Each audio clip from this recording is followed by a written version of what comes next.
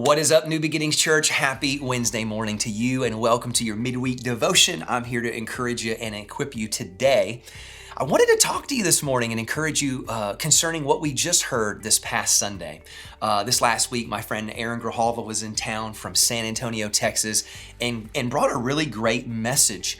He told a story out of Mark chapter 6 where Jesus went to his own hometown, and very specifically it says this, and he could do no mighty miracles there.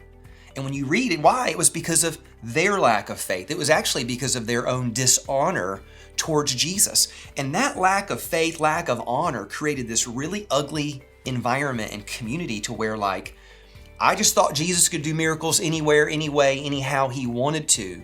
But apparently our involvement is a part of that miracle process. And so he talked about us building a community of faith, having a culture of faith. Well, here's the thing. If you keep reading in Mark chapter 6, there's something interesting that takes place here, is that as soon as Jesus leaves that experience where there's a lack of faith and a lack of honor, it says these words. It says that they crossed over, got into a boat and they crossed over a lake and they landed in Gennesaret and they anchored there. Now, I want you to think about the culture of dishonor in his own hometown compared to where he just landed. As soon as they got out of the boat, people recognized Jesus. They ran throughout that whole region. They carried the sick on mats to wherever they heard he was. And wherever he went, whether it was villages, towns, or countries, places, they placed the sick in the marketplaces and they begged Jesus to let them touch even the edge of his cloak. And all, I want you to circle, think about, underline that word, all, and all who touched him were healed. Now, that sounds pretty crazy. That in his own hometown, it says he could do no mighty miracles, and yet he crosses a lake, gets out of a boat, and in another culture, in another type of community, it says everyone got healed. Well, I don't know about you, but I want to be there, right? I want to be in the place where miracles are happening, right? And I want to point out a few things, right? Number one is in his own town, it says that a prophet is always without honor in his hometown, and they dishonored him there. But here, they immediately honored him. It says that as soon as he got out of the boat, they recognized him and they were like, wow, we know him. We know him by name. We know him by reputation. And they honored him immediately as soon as he got there. And I want to give you kind of a thought on honor, because sometimes when I say, hey, I really want you to honor God with your life, what does that even mean? Well, the best way that I think I can put it is this, is the way that you honor God is you honor the things that he cares about. I'll put it like this. If you said, hey, Todd, I really like you and respect you and appreciate you, but yet at the same time you went and were mean to my kids or disrespected my wife, we're going to have problems, right? And so the way that you honor me is that you honor the things that I care about, right? And so think about that. When you think about honoring God, I want to honor the bride of Christ, which is what he called the church. I want to honor the scriptures. I want to honor his command of how I love and care for and treat other people. How I treat other people who are image bearers of God is a reflection really of how I feel about God. And so for me to honor God, I've got to honor what he loves.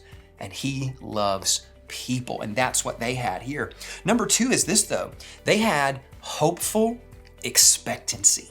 The reason why we know that is because if Jesus showed up and their first instinct is, I'm going to go get my sick friend, my broken friend, my struggling, hurting friend. I'm going to drag him to Jesus. It says they carried people on mats to wherever he was.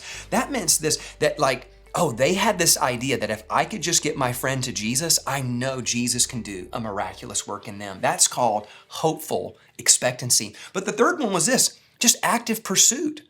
They had to put in the work to get to Jesus. They had to put in the physical labor of carrying their friend to Jesus. And I want you to notice this too. There's a slightly different posture here. I'm going to read this line again. It says, they begged Jesus to let them touch just the edge of his cloak, and all who touched him were healed. Sometimes I think that in our prayer, in our faith towards God, that it's sometimes passive, meaning we know we have an issue in our life and maybe we're just like, Lord, would you please? Lord, if you would. And what we're doing is saying this, Jesus, I'm going to sit here and ask, but I'm asking you to come to me and you to come and touch me and bring about that miracle. They didn't have that attitude. They said, I don't want Jesus to touch me. I don't even care wherever he is, that's where I'm going. And I don't care if he touches me or lays hands on me or prays for me or not. I'm going to touch him. And it says all that touched Jesus were healed. And so there's an active pursuit. And when you have an active pursuit, that is where really faith again takes on action. You're taking steps. You're a part of the miracle working process now. And in that environment, a culture where you honor Jesus and you honor the things that he honors, an environment where you are hopeful and expectant, you believe God's going to do something great. And then you even say, you know what? I so believe that God's going to do something great. I'm going to abandon everything I can to get to him. And that is the environment that is a culture of faith and a culture where miracles take place. And it said in this place, everyone got healed. Church, let's build that in our church, in our homes, in our communities, everywhere we can. Let us build that culture of faith and honor. Can I get an amen? Church, I love you so much. God bless you. Have an amazing rest of your week, and we'll see you soon.